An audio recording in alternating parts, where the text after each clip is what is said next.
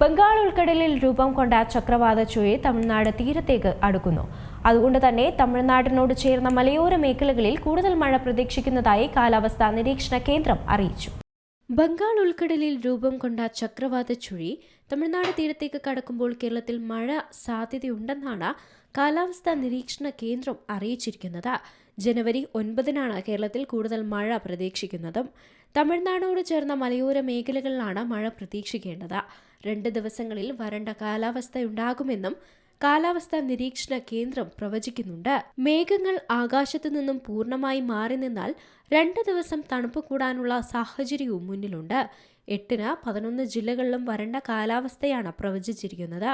ബംഗാൾ ഉൾക്കടലിൽ ഭൂമധ്യരേഖയ്ക്ക് സമീപം നിലവിലുള്ള ചക്രവാത ചുഴി വെള്ളിയാഴ്ചയോടെ ശ്രീലങ്കൻ ഭാഗത്തെത്തുന്നതിനനുസരിച്ച് വ്യാഴമല്ലെങ്കിൽ വെള്ളിയാഴ്ചയോടെ തമിഴ്നാട്ടിലും കേരളത്തിലും നിലവിലെ അന്തരീക്ഷ സ്ഥിതിയിൽ മാറ്റങ്ങൾ പ്രതീക്ഷിക്കാമെന്നാണ് കാലാവസ്ഥാ വിദഗ്ധരും പറയുന്നത്. തെക്കൻ തമിഴ്നാട് മേഖലയിൽ കൂടുതൽ മഴ പെയ്യും. വെള്ളിയാഴ്ച മുതൽ കേരളത്തിലും പ്രത്യേകിച്ച് മധ്യതെക്കൻ ജില്ലകളിലും മഴയ്ക്ക് സാധ്യതയുണ്ട്. തെക്കൻ തമിഴ്നാട് തീരം, ഗൾഫ് ഓഫ് മന്നാർ, അതിനോട് ചേർന്ന കന്യാകുമാരി പ്രദേശം, തെക്കു പടിഞ്ഞാറൻ ബംഗാൾ ഉൾക്കടൽ, അതിനോട് ചേർന്ന തെക്കുകിഴക്കൻ ബംഗാൾ ഉൾക്കടൽ എന്നിവിടങ്ങളിൽ മണിക്കൂറിൽ 35 മുതൽ 45 കിലോമീറ്റർ വരെയും ചില അവസരങ്ങളിൽ മണിക്കൂറിൽ 55 കിലോമീറ്റർ വരെയും വേഗതയിൽ ശക്തമായ കാറ്റിന് സാധ്യതയുമുണ്ട്. എന്തുതന്നെയായാലും ഒരു മഴക്കാലമാണ് ഇനി വരാനിരിക്കുന്നത് എന്നുള്ളതാണ് കാലാവസ്ഥാ നിരീക്ഷണ കേന്ദ്രവും അറിയിക്കുന്നത്. News desk Zee Malayalam news.